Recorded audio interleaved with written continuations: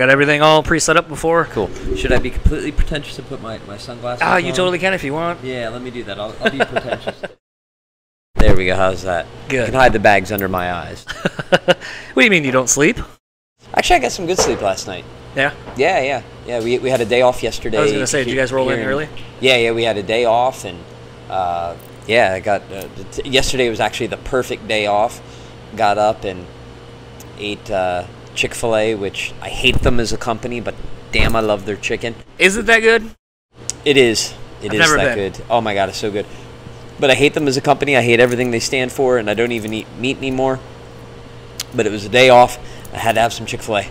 So I had some Chick-fil-A, went to the gym, went to the movies, went to sleep. What'd you see? Day. I saw The Dead Don't Die. I don't think I've seen a trailer for that. What is Probably that because it's terrible and they should bury the movie. Rather than bury the zombies in the movie, they should just bury the movie. Oh, wait. Is that like superstar movie that has like a bunch of like famous people in it? It does. Okay. I thought the name sounded familiar. Yeah, it's a zombie So it's not movie. that good? It's terrible. It's not even like Tremors-esque where it's like kind of funny on purpose? It's like, I don't even know. Like, I thought it was just going to be dry humor, which is okay. Yeah. And I mean, really, if you have Iggy Pop as a zombie eating someone's guts and drinking coffee in the first 15 minutes of the movie, where can it go from there? Only down. It's true. Have you seen the trailer for, I think it's called Ready, Set, Go? No. Oh, man, this movie's got me really excited. It's a movie, I can't remember the lead actress's name, but I saw it at the trailer for Spider-Man when I went to go see the new Spider-Man movie. Okay. And it's got it's about a family, and this woman marries this guy, and so I guess like after they've had the wedding and all that kind of stuff, it's tradition to play a game, and so they pick out of whatever, I think it's like a deck of cards, and it picks out hide and seek. So it's like, oh, you gotta hide until like dawn, and if we find you, blah blah blah. So then in the trailer, it kind of rides that line of humor and like horror thriller. Okay.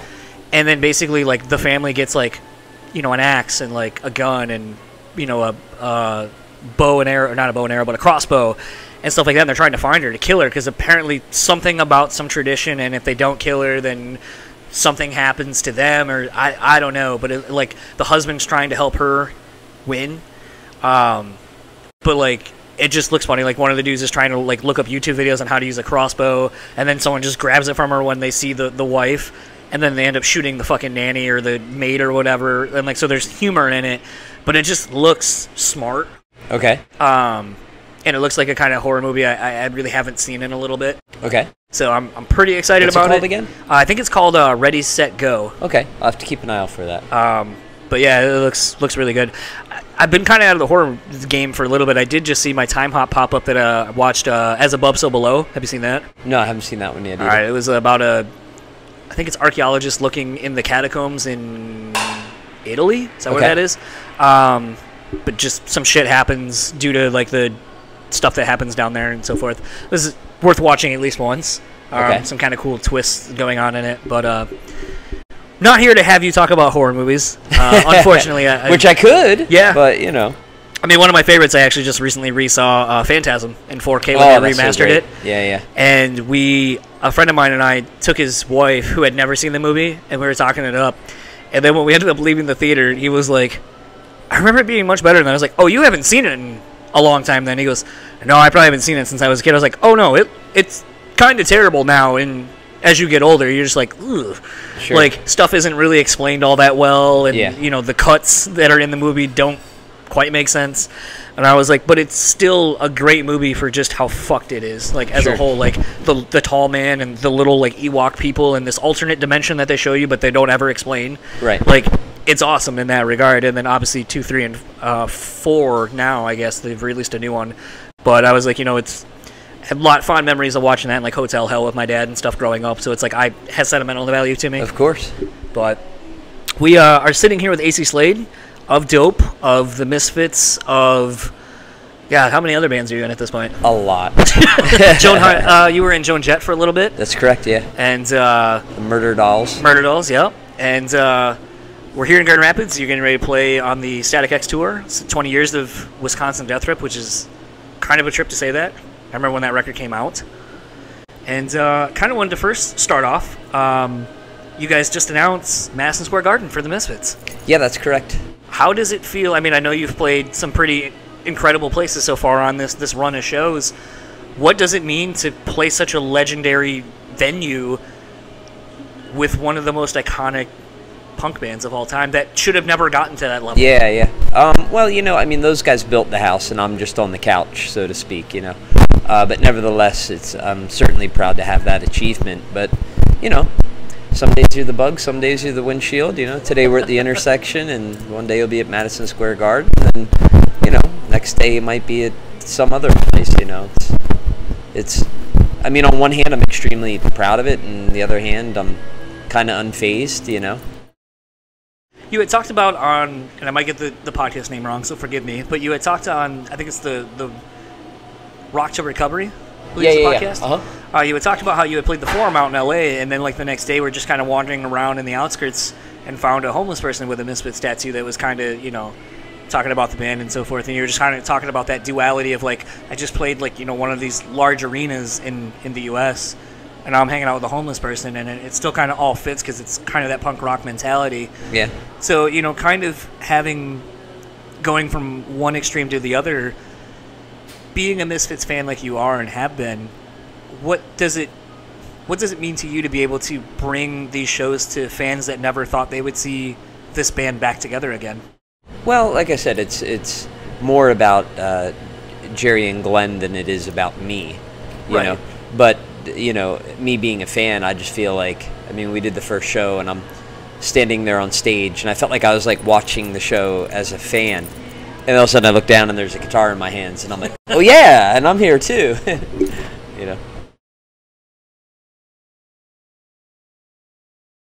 Because a lot of this interview is going to kind of be wrapped around nostalgia. With performing some of these songs that I would assume you have been a part of your life for as long as they have, and to be able to perform them for thousands and thousands of people, do you feel a great sense of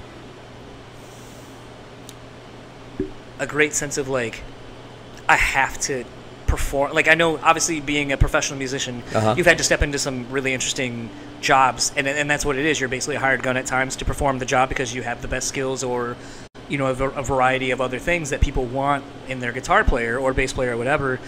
But with something like this, do you feel like there's more a sense of, I have to be at a higher level because of the expectation that the fans have of what this is supposed to be? No, because to me, it's my first job is to do a job for Glenn, Jerry, and Doyle. So to me, I don't even think about that because I'm concerned about how those three feel. Do you know what I mean? Because really, they're the ones that are connecting with the fans more so than I am. So I have to provide I have to do a job or lay down a foundation that makes them feel comfortable. And then from there, then they can put it through to the fans. So, yeah, I don't really think about that too much. I feel like I'm playing more for those three guys than I am for the crowd, if that makes any sense. It does. It just almost makes it seem like you're full of shit. Because, if you were to explain that to someone, they'd be like, yeah, but, you're playing to the people that are on stage with you. Yeah, but to think about the magnum opus kind of I think about what it really afterwards. Means. I think about it afterwards, and I think part of that too has to do with not stage fright or anxiousness or anxiety. I don't know what quite the right word is, but it definitely, for me, kind of helps me take it down a notch. I sometimes almost feel like I'm in the studio with those guys, and that everybody else is watching us from a fishbowl. And then afterwards, when at the very end when I'm throwing out picks or whatever, then it kind of sinks in. You know what I mean? Kind of switching up gears because I've wanted to actually have you on this podcast for a little while to talk about photography. Oh, yeah. Because initially when I started this podcast, I wanted to have people on that were known for the thing they do, which is typically music, but talk about their ancillary passions. Sure. And I know photography has been something you've been very passionate about for a very long time. Even in reading Randy Blythe's book, I think, correct me if I'm wrong, I believe you were there the day he got out, when he made it back home to meet up with him at the airport, weren't you? I don't think I was there that day, but I was there with him the days leading up to him leaving to go. Okay. Maybe I was. Well, I just remember vaguely there being a comment about how you and him were going around shooting various things and so forth, and how you two have formed a fast friendship through your love of photography and going around and shooting various things and so forth. So maybe I kind of had made up that you were there when you weren't, but I do know that the friendship and relationship has been built through photography, in addition to obviously probably just being in the industry and so forth. But, you know, something I kind of wanted to ask, and, you know, it kind of hit me yesterday when I was listening to that Rock to Recovery podcast, and I don't know if I've ever thought about it this way, but I tend to find that a lot of band people who have gotten sober over the years tend to really dive into photography. You look at Acey Sits as a great example, Randy Blythe, a great example as well. And a lot of these people dive so far into photography and capture really beautiful image, whether it be just, you know, street life or building, like architecture and so forth. And it kind of makes me wonder, do you feel like maybe it's a thing where, because of some of the memories you may have had during your periods of, you know, abusing alcohol or whatever, that you don't have those memories, you don't have those experiences, that you're trying to capture lost memories per se? No, I don't think it's that. I think it's a couple things. I think one, once you stop partying, you have a lot more time on your hands. That's for sure. There's that. The other thing too is your creativity wakes up. I mean, a lot of people tend to kind of slag off people like, oh, they were better when they were fucked up. And yeah, I liked Aerosmith's old stuff way better too. But you can't deny that Steven Tyler's singing better than ever. Yeah. You know, there could be a lot of various reasons for that. You also have to remember that Aerosmith put out some really crappy records when Steven Tyler was at his bottom. So, you know, I think that people tend to think of, like, it's like a wave. It's like, okay, a band gets together, they're awesome, they're great, they're all fucked up. Okay, wait, then they suck, and that's when they're all fucked up. Then they get sober, and, you know, they put out some commercially successful albums, and people tend to think of, like, yeah, I liked them better when they were fucked up, and they're thinking of this time period, but they're forgetting about that. You know what I mean? Like, they're forgetting about, you know, Aerosmith's done with Mirrors, which has some good gems to it, but it certainly isn't Rocks or... well, I mean, even look at, like, what Joe Perry did with Let the Music Do the Talking. Yeah, too. Yeah, exactly. So, I mean, there's that. I think... You know, part of it too is once you sober up, you also get smarter about your business as well.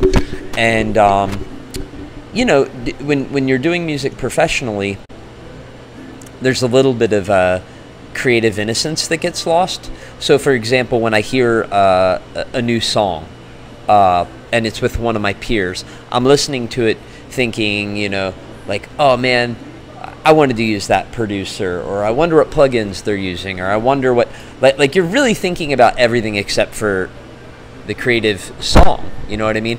And I feel like when it comes to photography, my musician photographer friends and I were not that critical of each other. Like I'll just be honest with you, I'll probably be way more critical of a Acey Sits song or a Randy Blythe song than I will be his photography. Like, because we all kind of started around the same time, and like we kind of allow ourselves to have that creative innocence, if you will, of like even if Randy or Nikki posted a photo that wasn't that good, I'd be like, well, hey man, like, cool, like you're still trying, and I get what you were going for or whatever. But if they posted a shitty song, I'd be all over like, dude, that song sucks. What exactly got you into photography? I was on tour with Joan Jett, and I'll never forget, we played a place called Wendover, Nevada. And you basically fly into Salt Lake, you drive an hour out on the salt flats to the middle of nowhere. Okay. Like you're driving across salt flats for an hour, you don't see a human being, a gas station, nothing. And I got out there and checked into the hotel, and the hotel was really strange in that it was like brand new, but it hadn't been changed since the 80s. So in other words, this place back in the 80s was a baller hotel room that nobody has stayed in. Okay. And it was very weird, and the whole place was very Hunter S. Thompson. Okay. And, you know, we checked in, and I had the whole day to myself, and I had the whole day to myself the next day. I don't drink, I don't gamble. And I'm like, what the fuck am I going to do to keep my sanity at a place like this? And then I looked at our schedule, and we were going to be back at that same place in 6 months. And I'm like, I'm going to go crazy if I'm in places like this all the time. And part of it, too, is at that time I'd toured a lot of Europe and a lot of Asia with the Murderdolls. We hadn't toured the States a lot. And it was my first time seeing the States that way in a long time. And so my wife had a Canon Rebel with a really good piece of glass with a like a 2.8 16 to 24 lens. And so I was like, you know what? Like, I don't know, maybe I'll take a camera with me next time we come. And I did, because I was like, I always wanted to walk in the desert, and I never have, so maybe I'll do that. So I took the camera with me, and lo and behold, I come to find out that Wendover is the place where the Enola Gay, the plane that dropped the A-bomb, yeah, this is where the pilots test dropped what they call pumpkins. So Okay. they were fake bombs, you know, like duds, basically. So they did that there. There were salt flats there, and there was all these abandoned buildings there and abandoned army barracks, and that got me into it. That's when I was like, all right, like with this free time, I can do some photography. So you're more, it seems, based on what I've seen of your photography as a whole, plus, you know, just what you were saying, it always seems like you kind of like more of the learning the history of where you are and what is there through almost an absence of people not being there. I mean, it seemed like you were intrigued by the hotel, which wasn't busy or hadn't really been used in probably a decade or two. And you're talking about salt flats where there's nobody, but there's still history of what was there at some point. So it seems like you're kind of interested in capturing and telling the story of something that, you know, people may not know of or may not. So I'm kind of reminded of that quote. What is the quote? Those that don't remember or don't recall their past or history are doomed to repeat it, or something to that effect. Yeah. I'm probably butchering that quote, and there are people probably listening going like, "Oh, it's this," but it seems that there's a strong sense of that in your work. I think there's that. I mean, there's a lot of sides to it. I mean, as far as the abandoned stuff goes, there is a bit of honoring history. You know, I feel like we live in a culture where it's like tear it down and rebuild. There's that Eddie Izzard skit where he's like, you know, Americans will take a building from the 1950s and tear it down, and they'll build a brand new building that looks just like it did in the 1950s, you know. And we definitely do that. So there's a little bit of that. There's also the element of, you know, doing something illegal sometimes because it's trespassing. There's also the feeling that you're on a horror movie set in a way. There's also the element of danger too, because you could fall through the floor at any given moment. And there's that side. When it comes to the street photography that I do, I think it's a bit deeper, where I feel like these are people. I mean, tapping into that, I think that these are people that everybody would rather forget. Do you know what I mean? People would rather forget the homeless. They'd rather forget the drug addicts. They'd rather forget our veterans. And I feel like by photographing them, I'm acknowledging that they're human. Absolutely. Kind of talking a little bit about the sobriety as well. You started, and timeline could be off a little bit, but started Dead Sled Coffee. Yeah. And as we're here in a coffee shop, what made you want to get into the coffee business? Well, my friend Diana hit me up. I had a year off from touring. My books were pretty clear. My friend Diana hit me up. She said, listen, I got an idea. I don't know what you think of this, but I'm thinking about selling coffee out of a hearse. What do you think? And I said, you go get the hearse. I'm going to start brewing coffee. Let's start today. I was like, that's the best idea I've ever heard. And then we kind of calmed down a little bit, and it was like, all right, I'm not going to brew any coffee. Don't get the hearse yet. And so we kind of backed up a little bit, and we figured we started going over the finances for it and what it would cost to renovate a hearse into a coffee truck. It just wasn't as economical as we thought. And then we backed it up a little bit, and it was like, well, if we do this, we're going to want to sell our own coffee, because that'll be more profitable than selling other people's coffee. So why don't we start an e-commerce store, an online store selling coffee? And the whole concept was that a lot of good coffee is served by very pretentious, condescending individuals, but they do have the best coffee. They've got shit taste in music, and they've got shit attitudes, but they've got the best coffee, damn it. So what if we infused some good rock and roll with good attitudes, some sarcasm, and top quality coffee? And a lot of our coffee, all of our coffee is Arabica, which is the better of the coffees out there. But some of our coffee even falls into specialty coffee, which is certified as the top 20% of any coffee on the market. So when I've had people like, yeah, I don't think your coffee's that good, I'm like, yeah, well, I have certification to prove that you are wrong. It's been interesting. Like one of the sponsors of the show is a coffee company called The Bean Bastard, and it's the drummer from the band It Dies Today. We've had him on the show before, and basically kind of the same thing. He was an alcoholic and got sober, and then this is kind of something that he became passionate about. Yeah. Roasts his own coffee, all that kind of stuff. It's a pretty much like a band thing, a very DIY business. Very recently got I think he calls it the Bat, because the Bean Bastard is what it's called. I think he called it the Bastermobile for his being able to take it out on the road, so literally. But it's one of those things, like kind of seeing how involved he got into it. Like, when we went to Buffalo, which is where he lives, and he's like got these percolators and all this kind of shit, and I'm like, I don't really I think the coffee is really good, and I'm not big on coffee, but there's been a couple of blends that I really like, and he's kind of like you were just saying, like, well, this is this kind of a bean, and this is how it gets made, and this is what we do to it, and blah blah blah blah blah, and I'm like, yeah, it just tastes good, dude. I don't know how any of that affects what it's doing to what I have, but like, sure, it works. Exactly. It's good. You got a good product. That's all that matters to me.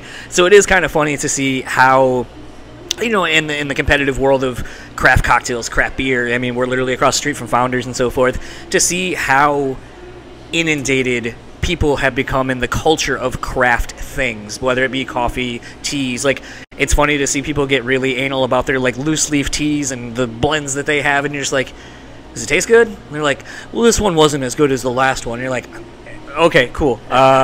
That's all that really matters to me. I don't care like that you steeped it 19 times or any of that. It's so funny because I made a pot of coffee this morning, and it was some really, really high quality coffee, and I'd made it twice before.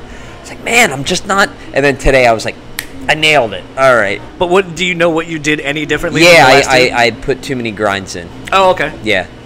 That's a thing? I didn't realize that was Yeah. Well, if your grind to water ratio's off. Oh, okay. Yeah. Interesting. See, like there's But again, that's like with Dead Sled, that was kind of our whole thing, is like, you don't have to be a nerd to appreciate our good coffee. Like we I don't want to say the word dumb it down, but it's like, all you need to know is that it's great and that we've vetted it for you. Now, on the next level, if there's people that want to nerd out on it, we can do that too, and that doesn't have to be in a pretentious way either. I mean, I did a cupping class years ago where the person, the people that were organizing the cupping were like, oh, what does it taste like to you? And people were coming out with like these far out, like, I don't know, it tastes like soy sauce, and they're kind of snickering and laughing, and it's like, yeah, but the thing is maybe that is what it tastes like to you. Maybe that's what your palate dictates. And they were like, soy sauce. This has almond, whatever. And it was like, dude, like, don't be shitty. Like, maybe that's what it tastes like to them. Cool. Who cares? Maybe they like it. I don't know. What has been something, because obviously I always find it interesting when band people want to go. It's already hard enough to get to a level in the music industry because you're the 1% of the 1% basically. Yeah. If you're able to make a career out of it, but then it's like when someone's like, you know what, that wasn't hard enough. Let's go into the textile industry of making a clothing brand or some kind of a product. In this case with coffee or whatever, or the bands that decide to do beer or wine or whatever, and it's always like. Something we've kind of hit on quite a bit on this podcast recently is just like, when everyone gets into this thing, it was, I want to make music, I want to do this thing that I enjoy doing with my friends and it makes me feel good. And then what no one tells you is like, well, by the way, you're going to have to become a financial consultant. You're going to have to learn how to be a travel guide. You're going to have to be a mechanic. And all these ancillary things that you're just like, I don't know any of this, but you have to learn if you want to sustain a career in any of these things. And I feel like, having grown up working in food and retail management quite a bit, that it's like I've learned how to do so much stuff that it's like my kind of DIY mentality goes against corporate structure every single time, where it's like, hey, trim 500 hours off this week, the budget for hour or labor. And you're like, okay, well, what does this person make? Well, you can't tell you that. Well, how can I make an informed decision on what I need to cut if I don't know what people are making? And then you end up finding out, well, oh, this person's been working here 20 years. They're grandfathered in from a 20-year-ago thing where they're making almost triple time on a Sunday, when I can get a person who works part-time and pay them $8 and get two of them, so I don't even have to give one of them a lunch or whatever. And then you make smarter financial decisions and so forth based on having knowledge. But it kind of makes me wonder, when you got into this coffee business and so forth, what is something that has happened along the way to where you felt very proud of everything you had to overcome to get to that level? Well, I mean, we just vended at a festival called the Bash, which was Rancid, Suicidal, Pennywise, and L7 and Madball, and we vended at that. And I was pretty proud of that because we did that in a year. So there's been a lot of things that we've done in a year that a lot of businesses don't get to do. That was definitely one of them where it was like, yeah, this rocks. This is cool, you know.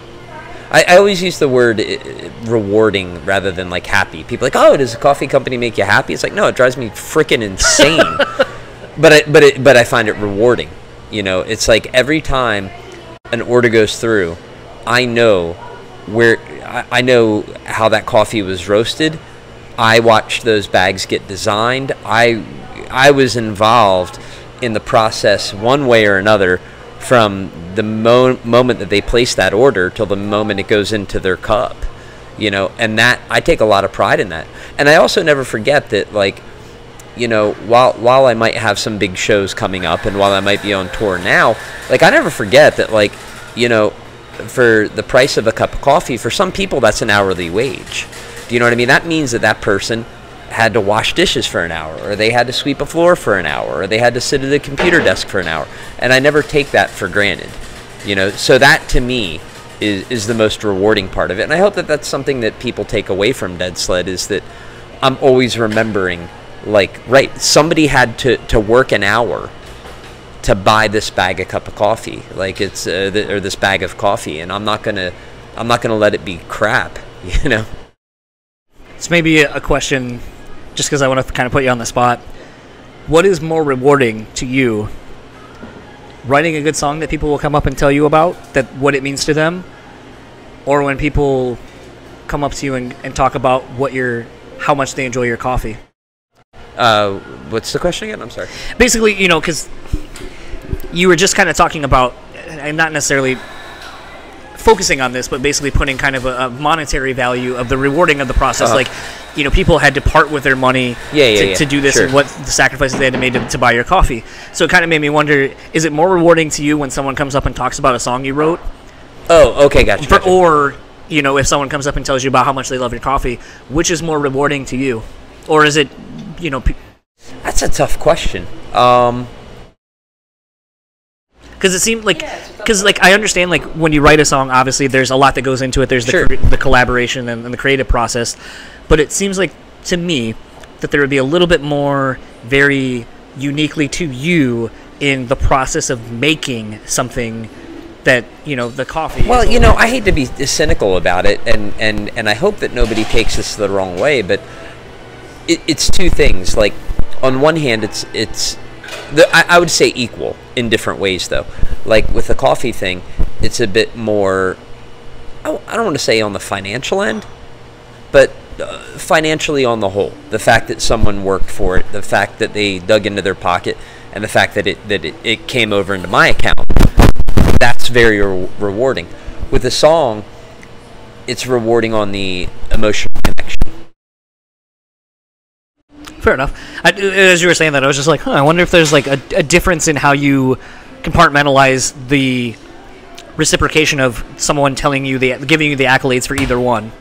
I mean, and I guess the difference too is that, like, it's a mutual reciprocation with the coffee thing, because I have to, you know, we ship it out, we do all the designing, we do everything in house. So the work that they're doing to get that bag of coffee, I'm doing that same work to get it to them.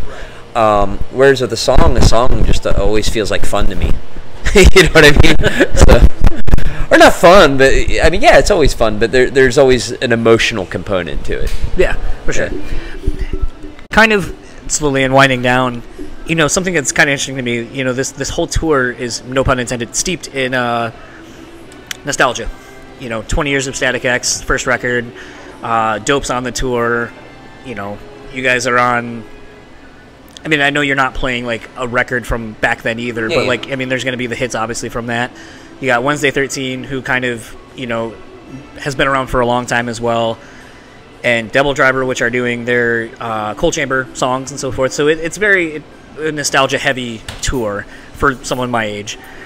And it kind of makes me wonder, you know, having some podcast friends who have made headlines from talking to Joey and Wednesday 13 about Murderdolls stuff, it kind of has made me wonder, is it interesting to you guys, especially since you're on the road with Wednesday 13 on this run, is it interesting to see how much fandom there still is for a band that really hasn't done anything in as long as you guys have, and haven't even been like, you know, there are some bands that will be like, hey, we hung out, you know, and kind of keep a social media presence going and so forth, but there's never been like no tease of like, hey, we're writing something right now, or hey, so-and-so.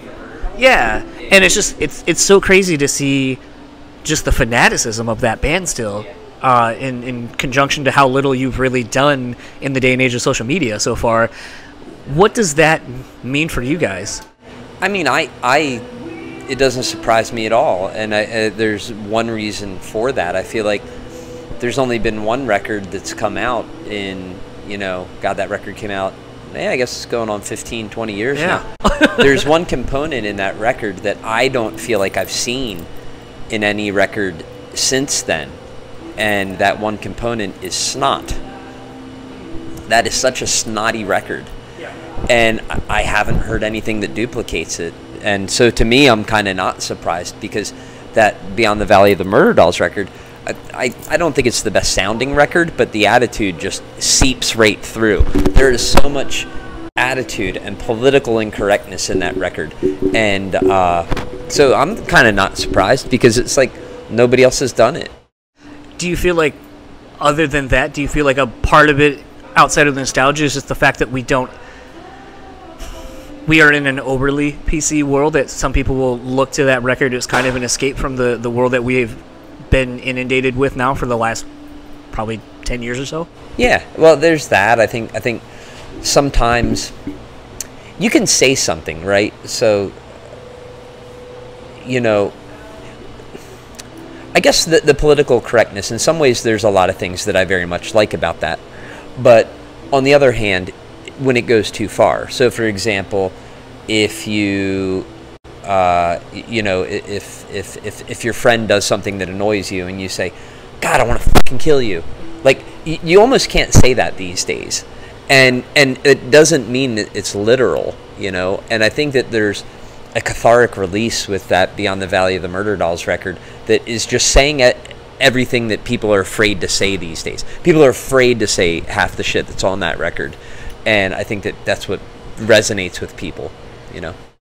I kind of had wondered, in listening back, because I actually pulled my CD out of that record earlier today and was listening to it, and it made me kind of wonder, you know, a band that I had long admired was this band Refused. The Refused. Oh, yeah. Oh, wow. So when Shape of Punk to Come came out, I found it shortly after the band broke up. And the legacy of that band, because of that record, basically putting out this genre-defying record that's timeless, absolutely timeless, even still to this day, and being like, wow, this band was so far ahead of their time, sure, and so forth. And then when they came back, it made me wonder, okay, they're doing this reunion show, and I went and saw it, and most of my friends had like way too much to drink, and they enjoyed the show in the moment, but have no real memories of the show, whereas I just couldn't afford to have drinks. Why would you do that? I'm kind of jealous, because they got to live more in the moment, which is sometimes, you know, you get a little self-centered, and you think people are going to watch you doing something, and then the next thing you know, you're going to be a meme or on someone's Facebook or whatever. Yeah. But I remember, you know, coincidentally enough, standing next to Jeff Tuttle, who was in Dillinger Escape Plan at the time, and just watching this band, and like we were both just like, this is fucking incredible. And, like, I still have all the memories of it, and just feeling like I have to take this all in because I'm never going to see this band ever again. And now I have been fortunate enough to see them 3 times since the reunion. And it's still kind of surprising to me, like, they put out a record, and a lot of people didn't like it, but it's like, you also had almost 20 years to fall in love and really dissect the last record. So anything they put out would have fallen short in comparison at that point, because the expectations were so high. Looking at the Murderdolls record through that kind of lens, it makes me wonder, if you were to put out a record, do you think fans would want it as much as they seem to, or do you think the nostalgia and the longevity that they've had with Beyond the Valley of the Murderdolls is so much that nothing would really be able to live up to that expectation? Well, I think that refused comparison is pretty good, because that record, when they did that record, there was nothing like it. It was terrible. No one liked it at the time. I think that record's great, though. No, it's great. Yeah. But it wasn't Fan the Flames of Discontent, so people didn't like it. Exactly. So I feel like it would probably be a similar situation in some ways. I think where it's a little bit different, though, is that the Murderdolls was a band made up of personalities too, though. And I think that people would just be happy to see those personalities come back together again. Just because we're talking about it, and the fact that you're on tour with one of the cohorts in the band, do you guys ever talk about these things? Because it seems like everyone individually has been asked, if there's a new Murderdolls record on the horizon. Whereas I think the question I would want to know is, do any of you actually want to do a new Murderdolls record? Oh, I would love to. Absolutely. To me, that's like, musically, that's the unanswered question, if you will. Do you know what I mean? It was, I feel like the story's incomplete, But, the sad thing about Ben passing away is that, it really cleared things up with Wednesday and I. We had kind of cleared things up anyway, but with Eric as well. But now Joey's kind of off in his own world. So, I don't know, man. All I know is that I had the best time of my life with those guys. And, there's a saying, you can't relive you don't regret the past, but don't wish to relive it either. Like, I wouldn't want to relive it, those times. I'm a different person now, as is Wednesday and as is Joey. But I feel like we could continue, kind of take off where we left off a bit. But I know, so Wednesday and I have talked about a few different options and things like that. Not at length. The main problem is with him right now, his new record is awesome. It's called Necrophase, and it's not out yet. It's coming out soon. But it's so good. It's really, really good. And I feel like he's hit like a creative stride. And he's got a great label behind him. He's got a great band behind him. He's got a great team behind him. And he doesn't want to distract anything from that. I've got my own things going on right now. And so does Joey. So I think it would have to just be at a time where everybody's schedules are cleared and we can kind of just focus on it. I think it's kind of interesting in the day and age where, you look at some of these bands. Like I kind of look at, I guess Them Crooked Vultures would kind of be a good example. It's Dave Grohl, Josh Homme from Queens of Stone Age, and John Paul Jones from Led Zeppelin. And, a lot of people have been asking for a new That record, or, any of the projects that Josh or Dave kind of consistently offshoot into and so forth. And it's kind of interesting. It kind of seems like everyone's so busy with the main things they do, or a lot of the things that they do, that it just really comes down to almost being like, you know what? Let's fucking do it. Let's just look at our calendars and find that Venn diagram that's going to fit for all of us, and just fucking do whatever in that short amount of time and do something. And I don't know. I kind of feel like that's almost what needs to happen if Murderdolls were to ever come back. That it just needs to be that, where it's just like all of you collectively go like, I know I'm busy, you're busy, you're busy. Let's just pull out a calendar, an iCalendar, real quick on our phones. Look at what we got. Hey, you know what? In 2021, I'm going to be free from like February to June. Let's do something then. And then just fucking do it. Commit, like, put it on paper and commit to it. And it seems like in this tech world that we live in, that's almost what stops anything from happening, is just looking at a schedule and then just going like, I'm going to do this now. And then when the time comes, you're happy that you blocked off the time, even though it seems like at the time you're like, oh, I could be doing so many other things that I've been also putting off. but I just feel like it's a matter of just everyone looking at a schedule and be like, we just need to do this. It's been so long now. Yeah. Yeah, I think you're probably right. And last question, what does the rest of this year hold for you? Well, this tour has been going amazing. It's been awesome to get back together again with everybody on this tour. I mean, it's been so much, I don't even say fun, but it's just been enjoyable. You know what I mean? It's when people talk a lot about, you know, I don't have any interest in going to my high school reunions, really. And I feel like this is kind of my high school reunion. I guess part of it was because I was so kind of fucked up, you know, through my 20s, but also in high school, I mean, I'm doing what I always wanted to do in high school, so it's not like I can be like the uncle in Napoleon Dynamite, where I'm thinking like, man, if I could have just been the quarterback and, you know, throwing a piece of meat at people on bicycles.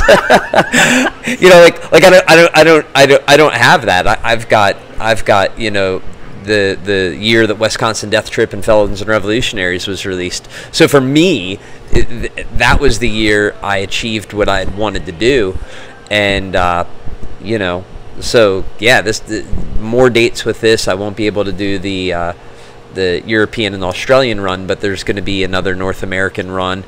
So many shows have sold out. It's been amazing to see people turning out, and it's so funny how many people, you know, it's like I've been in and out of the band Dope for years now, but it's, I mean, we did our reunion tour 2 years ago, I guess. And there's been people on this tour that have been like, oh man, it's so good to see you guys back together. It's like, yeah, we were here 2 years ago. Like, where were you? Absolute last question. What is one of your favorite memories of Wayne? Of Wayne?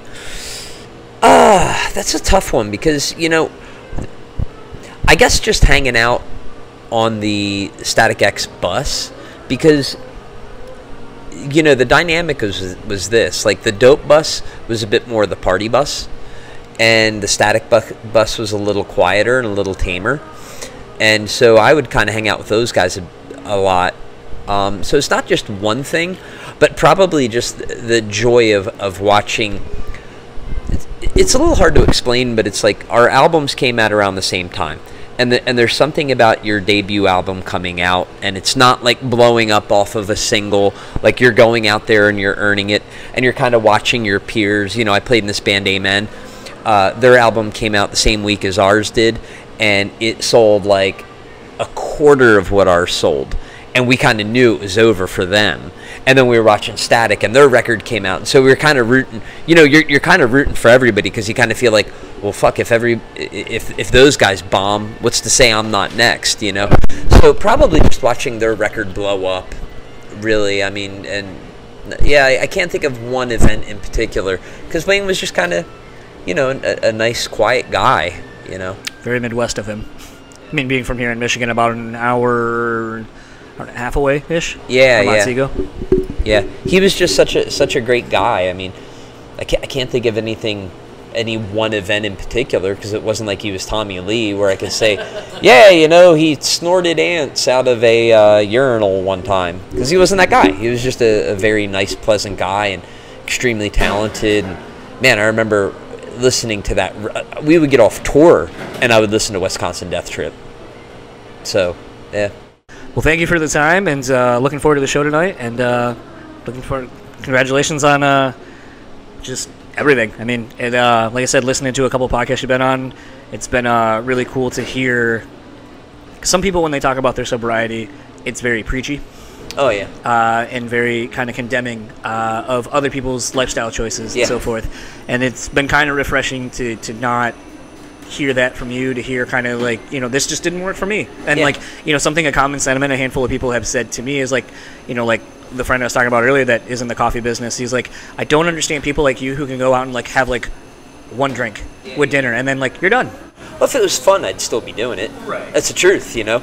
And one thing that I'm notorious for is kind of like, I don't party anymore, but I love lighting the fuse and then running. You know, I mean, there's been a lot of nights where I'm the one pouring the shots for the other guys and handing them beers and being like, ooh, let me see what happens when I add a little bit of gasoline to this fire. Oh shit, it's blowing up. I'm gonna go back to my room. Hey man, did you hear what happened last night? No, tell me, because I'm not in trouble.